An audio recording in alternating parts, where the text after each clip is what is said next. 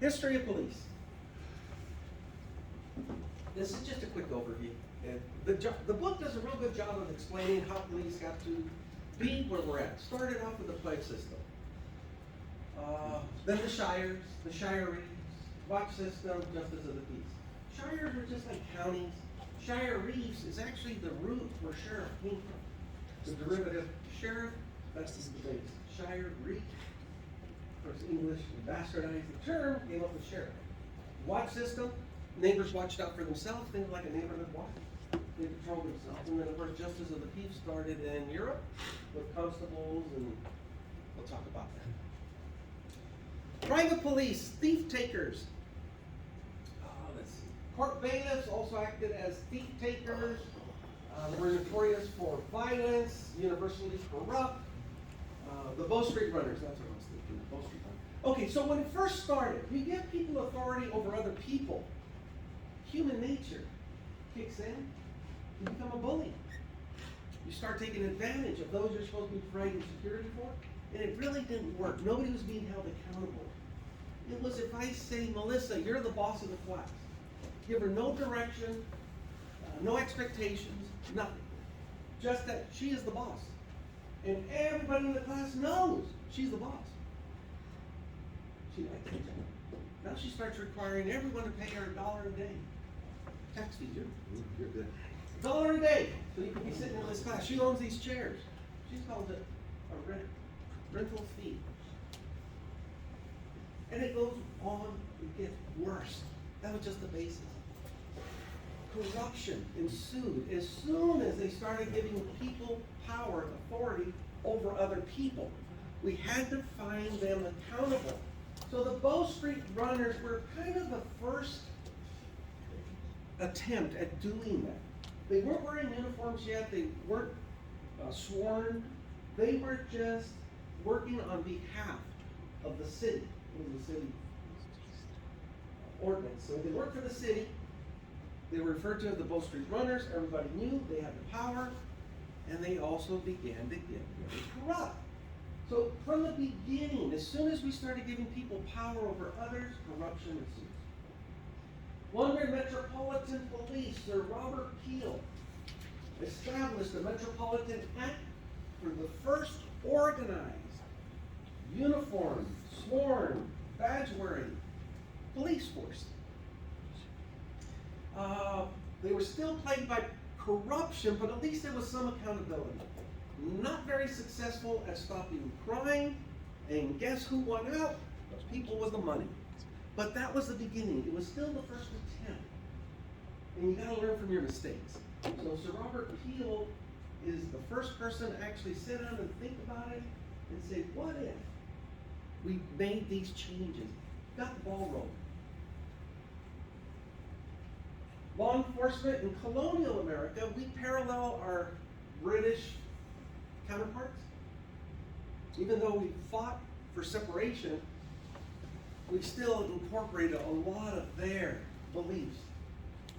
Keep the peace, fight crime, collect taxes, supervise elections, and in rural areas, slave patrols were an early form of law enforcement. And slave patrols is an ugly term, but that's exactly what it was, a group of vigilantes who were tasked with keeping slaves on the owner's property. And if they were found outside of those properties, they were punished severely. We started collecting taxes and supervising elections. Now remember, taxes was one of the main reasons we fought for independence from Britain. No taxation without representation. Boston Tea Party. That was all the basis. We did not believe we should be paying taxes to a crown where the crown didn't give a damn about us. That's what it says. But now we have our independence, and what's the first thing we do as a nation? We start imposing taxes. Remember, minorities did not have a voice when our country first started. Women were recognized as property, were not allowed to vote. The only people that had a voice and were able to vote, wealthy, white men. Some will argue, it really hasn't changed that much. But it has. Early police agencies. Okay, now we're moving over from Europe into the United States. Boston, New York, Philadelphia. First, the earliest form of a uniformed police department agency. It was very political, very primitive. We were still finding our way. We knew we had an idea, and we were working to get to that idea. Very little training, no education, minimum supervision, and unlimited discretion. Look at that. That's a recipe for disaster. Give somebody authority, don't tell them what the expectation is. They're mostly ignorant, don't know what the law is. Nobody's watching them, make sure they're doing the right thing, and they have full discretion to do whatever they want. Just think of a lot of Melissas. Pretty good. Life was good for the Melissas back then. But people started to complain. This isn't right. We're getting bopped over the head for no reason whatsoever. 20th century comes around, the Reform era. The police administration boards were installed, recognized, developed. The goal was to eliminate the corruption. And then state legislature gets involved. Let's set these expectations. Let's set some guidelines. Doesn't say it, but training starts to play a role here. Let's train these individuals we're asking to enforce the law. A few things had to happen. We first had to codify the laws. And we're going to talk about that too. Codify. It's no longer just a common law that you should have known. You could be found guilty for doing something that you should have known not to do. Legislature gets involved, that's when the codification takes place of all these common law rules.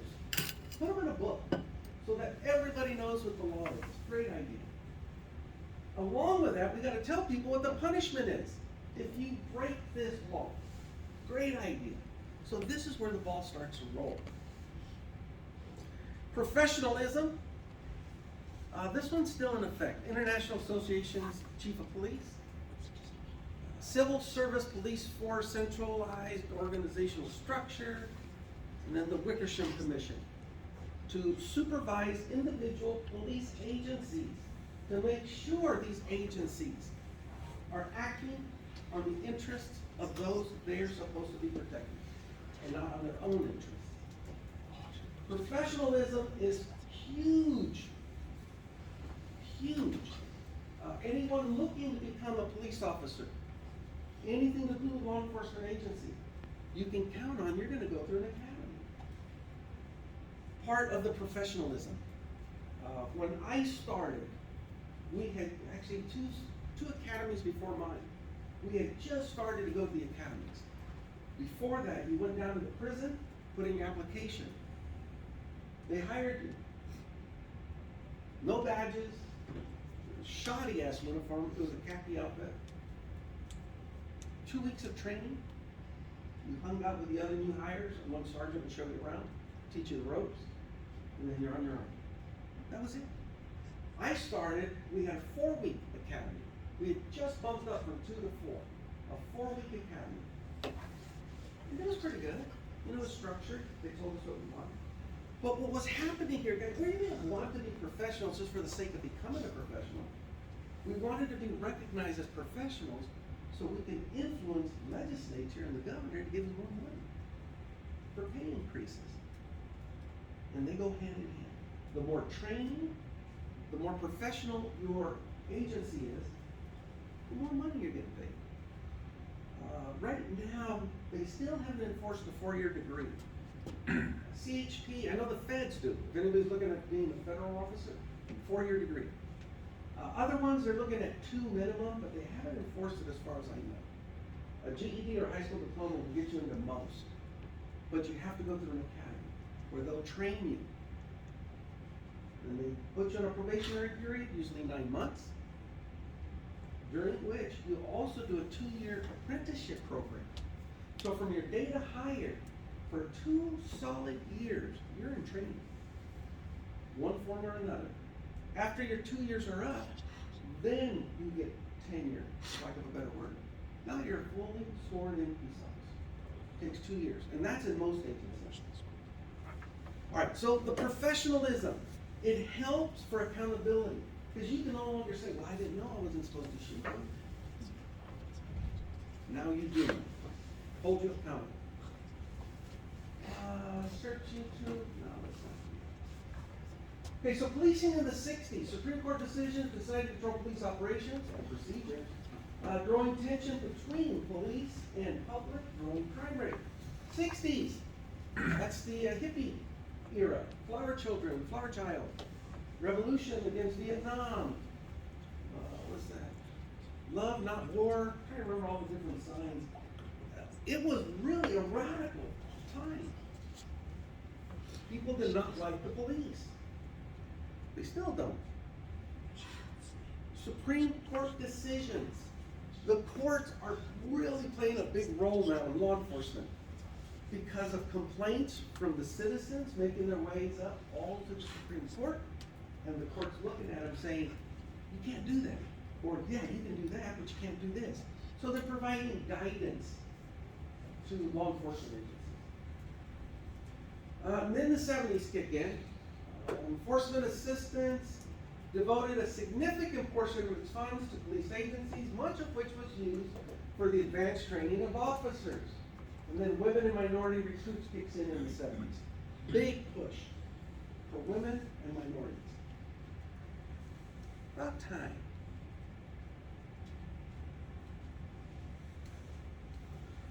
The police role is changing. Unions began to take over. The end of the LEA, Law Enforcement Assistant Administration, comes to an end. Police community relations, still a major problem, and still is to this day. That really hasn't changed. But the role of policing. We learn, just like everybody else, we learn from our mistakes. We should have been doing some of the things we were doing. And it's sad that it took court intervention to straighten it out. But it did. Police role during the 60s and 70s to enforce the law, to be feared by the community. I'm the cop. You're just a regular person. The mentality, I'm better than you, gets a lot of people in trouble.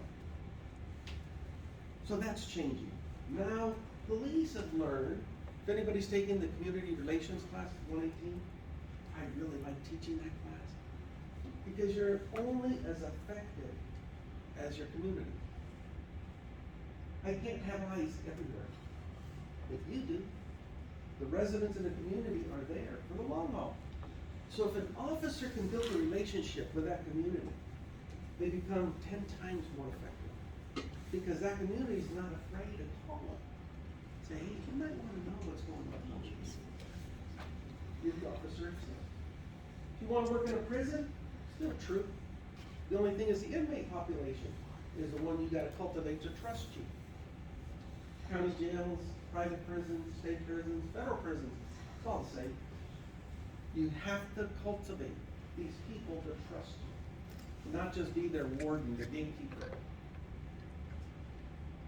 Police community relations is still a major problem. Most of it comes when we look at cultural differences. You put a big ass white cop, 24, 25 years old, fresh out of the academy, still has a runny nose. And they're going into a minority community. And they're supposed to understand how this community functions. They fail. You're setting them up for failure. So the police agencies do target and recruit minorities, women, people of color, diverse backgrounds. You have to. So you can put those people where they'll be most effective.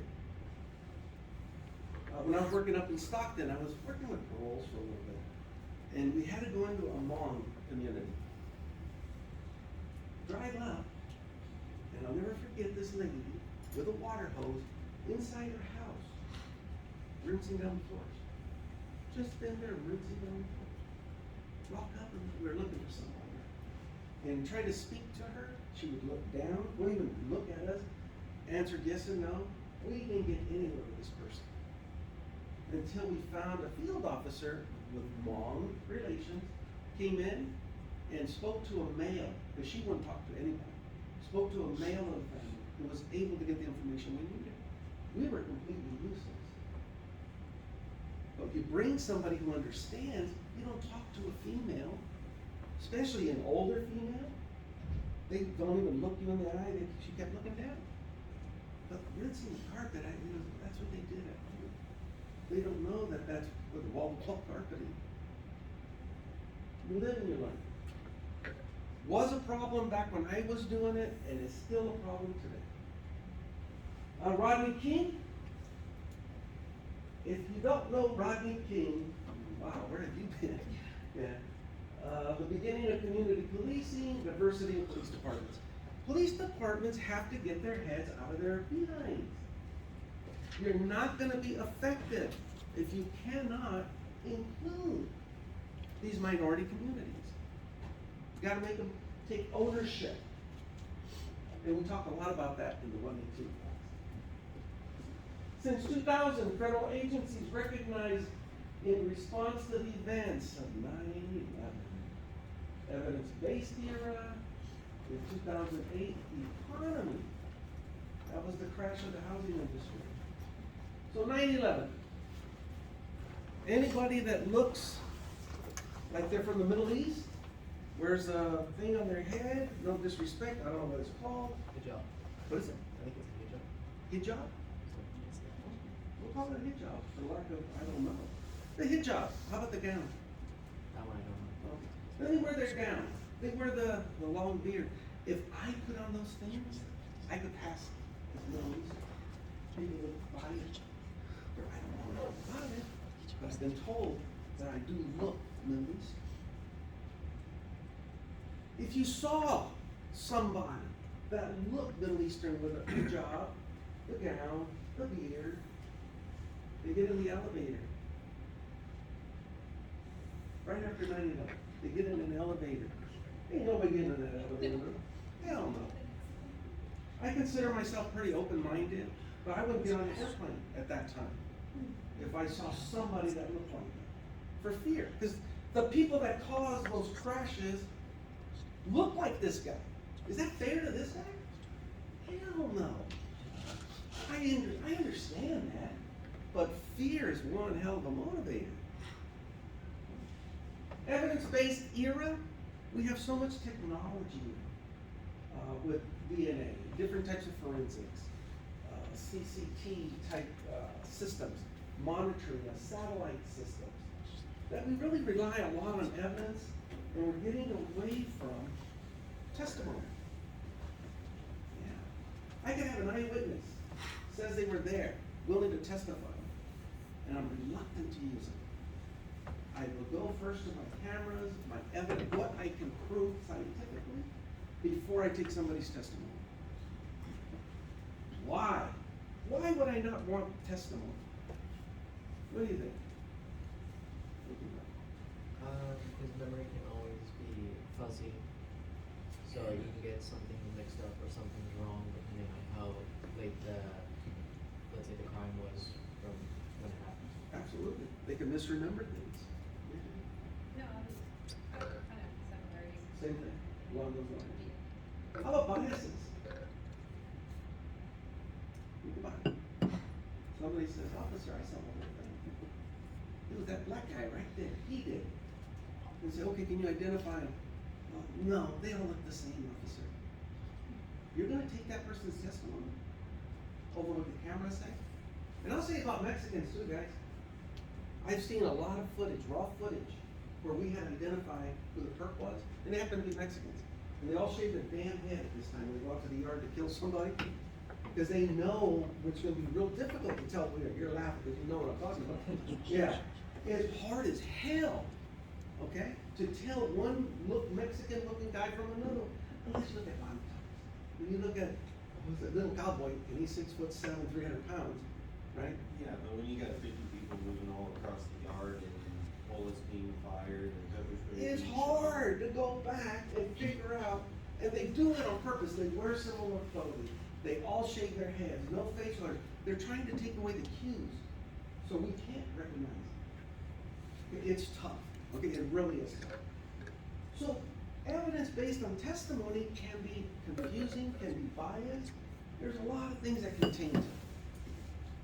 Evidence, if I got DNA says it's yours, there's no arguing that in court. Your fingerprints were lifted from the scene. They were taken from somewhere else in place. But you have to argue that. How about lie detector tests?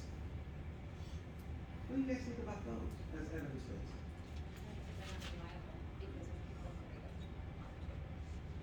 You know, they do, some do, I can't, but some do not. They're not admissible, doesn't mean that they're not reliable. Their reliability has a certain percentage that makes it not admissible for purposes of You know, conviction. I love it when people say it's not admissible, but yet, if you're talking to cops and they want to put you up to the truth telling machine, and you say, no, I don't trust it. They say, oh, what do you have to hide? Now they're gonna use it against you. But if you do it, and you come back that you were telling the truth, now it's not admissible. Because it can be played. And I worked in that field, and I don't trust these people. I will never talk to them. Keep your mouth shut, get an attorney, don't say a word. Because it can be manipulated. So evidence-based, for the most part, it is what it is. Then 2008, why did the 2008 economy affect policing and crime? Because the recession. Housing, but why? We know what happened, but how did that impact crime? Think about it. Could it be like tax dollars because of the, maybe the financing budget also that goes towards it? Do you know from your county, Yeah. in your city, there was any like funds? That's a part of it. Yeah, there's a lot of factors we're looking at. One big one is, if employment drops, people can't find a job, what are they gonna resort to? Crime. So if you wanna look at high crime rates and you see a peak, look at what the economy was doing during that time. You'll see a drop. And that's what happened in 2008. Okay. So we use these things as predictors. So if you're working, you're the chief of police for Temecula, and you know we're in a recession, you know tough times are coming, you can anticipate we're gonna have a little bit more crime. So it tells you, get ready. Rodney King, Paramount, initiating police reform. Huge reason why we do what we do. What ways do you believe this event contributed to police reform, and what is one way you believe policing would be different today had this incident not occurred? Okay, and we're just talking about one incident, Rodney King. We know there's been several since Rodney King. The theme is the same. It's a minority person, usually someone of color, typically a black person, typically a male. Usually, it's white officers abusing a young black male. Okay, can't argue the facts, that's what it is. That's what it was here. This is one of the first recorded incidents where officers acted so far out of their purview, it made history. That's one with the car and they're filming and they beat on brother, so the bonds. It's like the first time they had a video camera on the police. Rodney King wasn't the first. He won't be the last, obviously. But there were incidents before him, similar to this one. It's just they weren't recorded. This is when the freaking digital cameras started coming out. Officers' worst nightmare. Now they wear their body cams and all that, but at this time, wow, they got caught with their pants down. Then they try to justify it. Well, he was still resisting. I'm a use of force expert. I've reviewed a lot, maybe about 1,000 cases where force was applied. And I have to find the reasoning, the justification for it. I cannot find it. This was a blatant abuse of authority. That's just one. There's several. The point is, if you're found in a position where something like this is happening, don't stand back and let it happen. Do something, say something, stop it. Don't let it go on. It's wrong. U.S. Department of Justice, legal arm, federal government. Maintains several separate divisions responsible for enforcing law at the federal level. FBI's one, ATF, U.S. Marshals, Secret Service, Homeland Security, it goes on and on. There's several. But the distinction is how we say, who writes the check? Okay? The federal government's writing the check, they report to the federal government. If the state is writing the checks, then they're a state officer. County is writing the check, they work for the county. Just figure out who's paying the salary, you can tell who they belong to. Homeland Security, preventing terrorist attacks, vulnerability to terrorism, minimizing the damage, aiding recovery. So if you look at, let's just focus on 9/11. Those people that flew their planes into the towers, were they terrorists? Yes or no? The people who, not Flew the plane into the towers. Yes. Terrorists, right? But if you go to Syria, Jordan, some of the other countries they were from, and you ask them, were those people terrorists? What are they gonna tell you? They're martyrs. Martyrs, heroes even? They were celebrating in the streets. That was a strike, a win for their side. And we're appalled. These are innocent people. There's always two sides to a story, right? Sure, two sides. Okay, I'll argue that there's three. There's this side, there's this side, and the truth's usually on the other side. So if we believe one way, they believe this way, the truth lays in the middle. The United States, I love my country, I consider myself a patriot. But boy, we do some pretty stupid things. Really do, at all levels.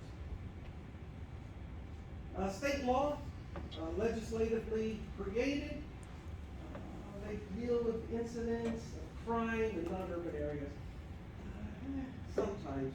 Remember Highway Patrol, they're a state agency. They can enforce the law anywhere. Doesn't have to be on a freeway. Somebody told me that. An officer, CHP gave me a ticket on Margarita. They can't do that. Oh yeah, they can. They're state police, they can go anywhere. They're an officer of the law. There you go. They're a sworn officer. That's it. who is that? CHP. Okay, cause I have heard something like that, like highway only can get your ticket there, and who knows? Maybe They're public servant. Yeah. County and city PDs, they're restricted because of their jurisdiction, where they have authority. Doesn't mean they can't do something outside that district, it's just they shouldn't. You have use of discretion.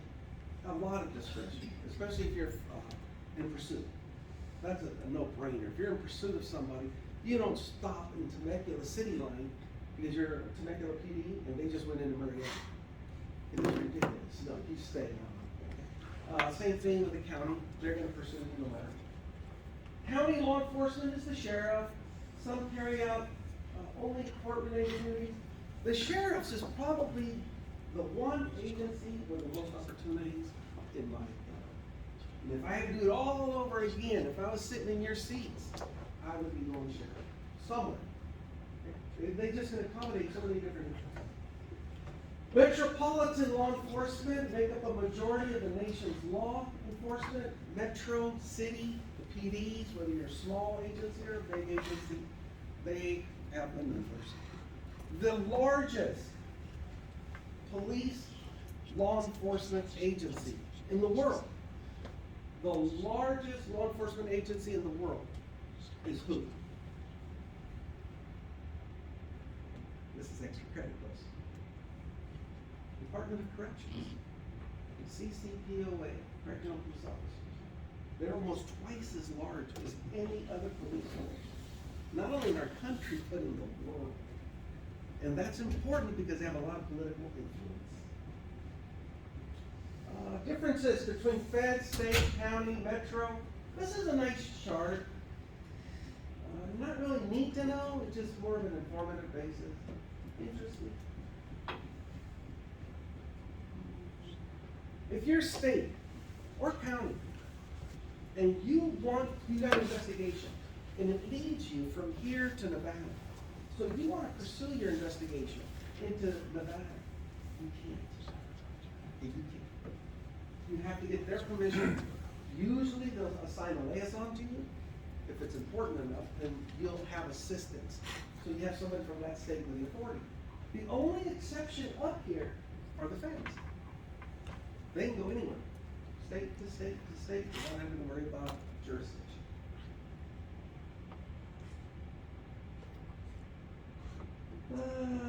Think of the most recent crime-related show you watched on TV. Think about the portrayal of criminals, the portrayal of police, the crime, the fear. You think, this is interesting. TV shows or a movie, do you think they depict crime as it really is? What impact does that misrepresentation have? So think about a show.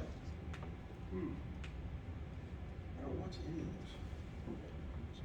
You know what? I thought Law and Order was the most genuine, the Law fact and that it has half criminal trial and Yes. half finding the perp, and even when the cops are finding the perp, the statements they use are based in legal language. So, yeah, Law and like Order. the burdens and the proofs that they use, so Law and Order for me is kind of the most genuine. Yeah. However, there's deliberate portrayal. Oh, you were talking, and she says she watches that too. Anybody else watch Law and Order? I've never seen an episode. I've heard a lot of good things about it. Most of those shows, a crime occurs, the investigation takes place, arrest is made, a trial, disposition, sentence, somebody in parole probation, the guy gets out to commit another crime, all in 1 hour. Damn, that's good. It doesn't matter. And they do, the Hollywood and TV, they do a terrible job of actually depicting what is really happening. In my opinion, I haven't really seen any good movies where it deals with that kind of stuff. Maybe I'll watch one. Private policing. Take a look at the slide. Multi-billion-dollar. Lot of firms, lot of employees. Is it a good thing or a bad thing? Calvin, what do you think? Good thing or bad thing? That it's a $1 billion industry? Yeah. The private policing in its own. Yeah.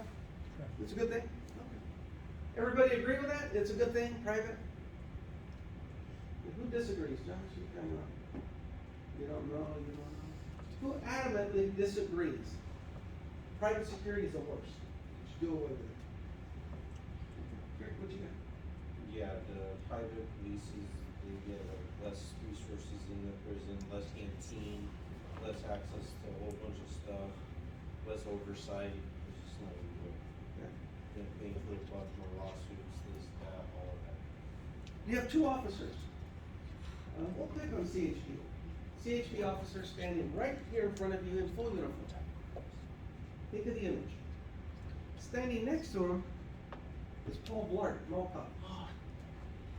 Do you respect these individuals? Unfortunately, yeah, no, you don't give the private security the same respect.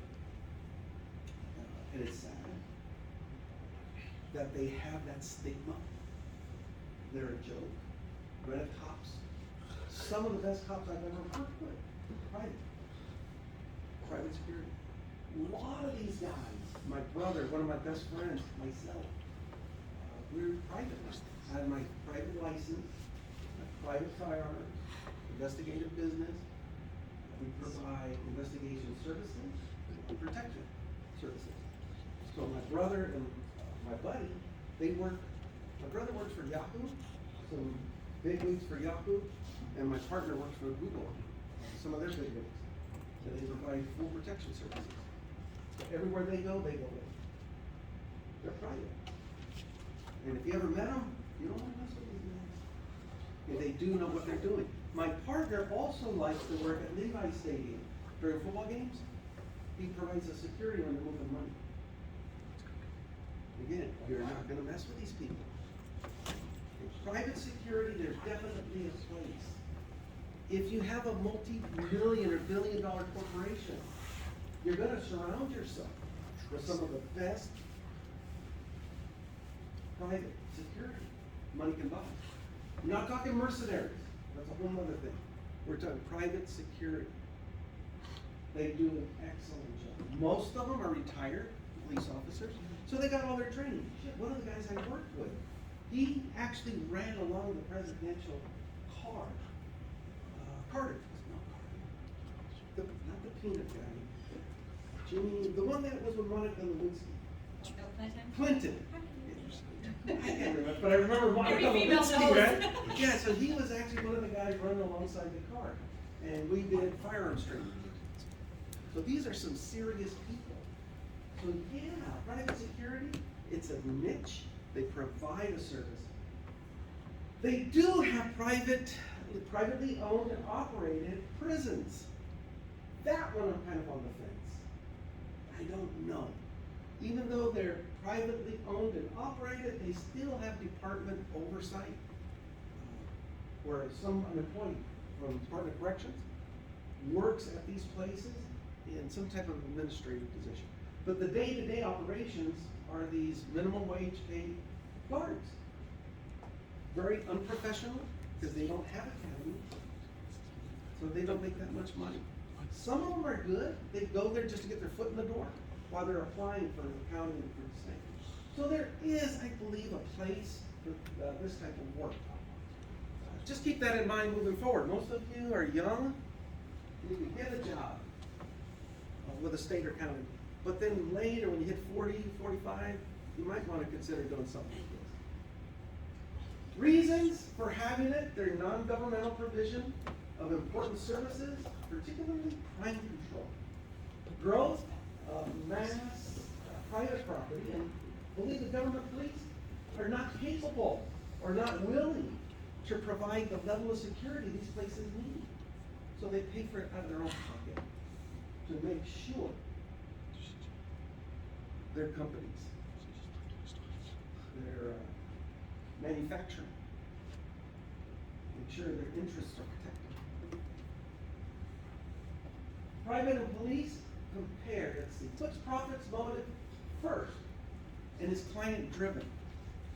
The government doesn't care if it makes a profit. Department of Corrections is known as the black hole when it comes to the budget, because they pour billions into it, get nothing in return. Just the way it works. At the private level, if they're gonna invest, not to the tune of billions, but several million, they expect a return. They're gonna see a profit. And they do make a profit. Public policing primary focus is enforcement of the criminal law. Huge distinction. If you're a police officer, your main interest is to protect the law. If you're private, your main interest is to protect the interests of your client. You don't really care what's happening here, as long as it doesn't affect your client. Private policing could replace, there has been talk, when I was on the grand jury for Kings County, and we were looking, because we were a small community, population was 14,000, I think, and we were thinking of getting rid of our PD and either hiring the sheriffs to patrol our community or going private, get a private security company. We didn't either, we just took it over. 4 factors distinguish private police from public. Okay, questions about private policing? We have one more slide on private policing. Types: protective, intelligence, publicly contracted, corporate policing. Protective services, really big. Intelligence driven. You could hire a company just to make sure your intellectual property is protected by the law. Publicly contracted or corporate policing, all sources where private policing would provide a service. Criticisms. People do question the motive. Anyone whose primary interest is just to make money really doesn't care how well you're protected. Could eventually replace government or public police? Don't know. And legal scrutiny, that they're not really cops.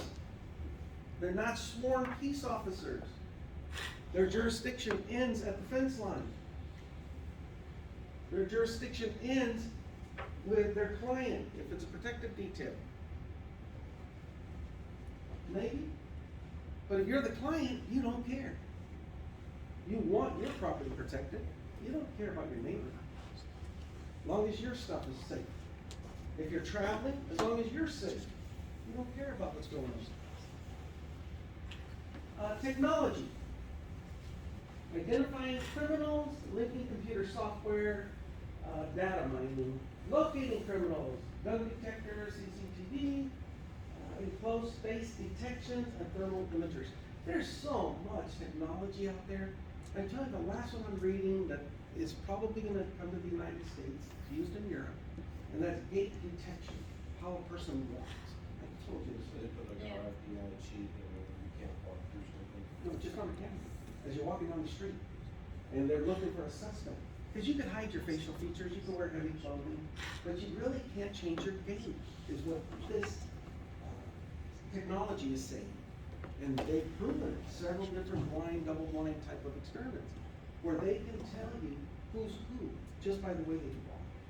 It's tried right now in Europe, and they'll probably be using it here in the United States. Is that the acronym GATE? Gait, G-A-I-T, I think that's how a person walks, gait. That came to mind when you were talking about how you set up in the prison, the same. Yeah. And I'm thinking something like that could be useful, you know, for something. For the prison, the scenarios I gave you, the best tool is recognition from the officers. And if an officer can figure out who these people are, most likely they're not gonna commit a crime. One of my first jobs, I worked in a cell block that had 264 inmates in at full capacity. I had regular days off, they're like Tuesday, Wednesday, something like that. So when I go to my job, first thing I do is security check every cell to make sure people are still alive and breathing. Then we release for morning breakfast, they would come back, and I'm watching movement. Maybe I'm talking to people, making contact, making jokes, and then so what have you. Just a regular day. An incident happens somewhere. Just because of the location where it happened, I already had set suspects. And I knew who hung out in that area. So most likely, if I was working, they're not gonna do anything. I call in sick, and they put in Evan to take my spot. They know Evan doesn't know them. That's when they strike. Oh, yeah, I know the tricks. Okay, so that's, as long as they don't think they're gonna get caught, that's when they do it. But if the unit, if the staff are regulars, and they can ID these people, chances are they're not gonna do it. They might do it anyway, okay, but chances are they might not. Crime scene investigation, high definition surveying, crime mapping of hotspots, alternative mapping, and GPSs. All this stuff is just a way we use to predict where crime is going to occur, especially the mining and the hotspots. We look at historic records. We look at types of crime, the times those crimes occur, and other relevant factors. Put it together and then figure out, okay, Friday between 10 and 2 at this location is where we can anticipate break-ins, DUIs, burglaries, whatever the case may be, based on historical data. Okay, makes sense, right? What's this? Violent crime map in Rhode Island. I almost took this slide out, because I really, when I was looking at my computer monitor, I couldn't make a lot of sense out of it. I was hoping we could read it here, and we can't. So if you look at, this is Rhode Island, and if you look at the color chart, all the way to the right corner, yeah, down here.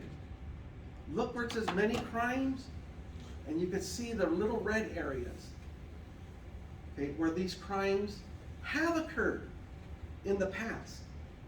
So now, based on this type of data, you're in charge of, let's see, West End. Maybe you're the chief of police right here in West End. You have 20 officers to assign to patrol. Look at all the area you gotta cover. Are you gonna divide this like in some type of quadrants and make 20 squares and put one officer in each square? Hell no, right? You're gonna look at the target right there. I'll probably put 4 or 5 patrols there. and very few down in these other areas where there was only one crime. They're not really needed. This type of information allows a chief of police, a watch commander, somebody who's responsible for assigning patrols, assigning the detail, where to best place those resources to prevent crime. Makes sense, right? Technology again, biometrics. These are just other sources of technology that is being featured to fight crime. Voice, retina, facial, hand language. Automated fingerprint identification system, AFIS. Let me say the DNA here. Oh, good, here. This one. CODIS, DNA. Your DNA is only taken by law enforcement who commit a crime. If you have not committed a crime, you're not in the system. If you want, I know if you want a job like with the county, say just a bus driver, they run your prints, and now you're in the system, because they gotta make sure you're not an offender of any kind, where they're putting these children at risk. So you have to submit to the fingerprint test. My dream would be that everybody is tested at some point, DNA, and that everybody's DNA at birth is entered into some kind of a system. Your crime prevention using these types of resources is only as good as the database. And if somebody hasn't offended, they're never gonna get a hit on it. That doesn't happen. So if you get these people into the database, down the road, if they do something wrong, you can identify them and hold them accountable. Predictive policing is kind of based on what we talked about on that map. Try to figure out, forecast where crime is going to occur and put your resources there. The advances in technology may raise ethical questions. Yes, they do. So which, if any, technological advance you believe may arise an ethical concern for individuals suspected of committing a crime? And do any of these technological advances go too far in invading privacy of the individuals? Why not? Remember I told you the balancing act, day one? Right? We all want to be safe and secure. But in order to do that, you got to give up some of your rights. Some of your right to privacy. Are you willing to subject yourself to a full body search to get on a plane? If you don't, you ain't get on a plane. They'll scan you as you walk in. You put your feet with those little things and hands up. I think that's what it says. And then that device goes around you and it's scanning you. That's a full body search. I have a device implant, so I can't get in those things. So I have to go to another line and they want to do a water search. If I want to get on that plane, I'm willing to let them search you. That is a violation of my constitutional rights. But I'm willing to waive that for the security aspect. But where do we draw that line? Where do we say no? We're not willing. Think about it. I think people are drawing the line when their standard of living is affected. Okay. So like, let's say you go on the plane and before what used to take you 30 minutes is now taking you 2 hours and it's not working out, that's when you're gonna start complaining when your standard of living decreases. Isn't that what they're doing now? Get there at least 2 hours before your flight? Because you gotta process your luggage, Yeah, that's what people search. Yeah. It's a pain. But you want that flight to be safe, so you're willing to subject yourself to these things. If you live in a high crime rate neighborhood, would you be willing to grant police officers access to your home just by knocking and requesting? Would you be willing to step aside and say, come on in? No, because I don't wanna set a precedent. They'll argue that we can't be effective because we suspect that you may be harboring someone of interest. But if you are willing to say, I don't care, even if I'm not home, let yourself in, let the officers in, you're willing to allow them to search your property just so you can sleep safe at night. That hasn't happened yet, guys. But where would you draw those lines? It's an individual question. Good. I'm gonna make sure I got through this. If you have any questions, ask now. Next week, we have class on Monday. Please remember, we will meet on Monday. Take care. If you came in late, come see me.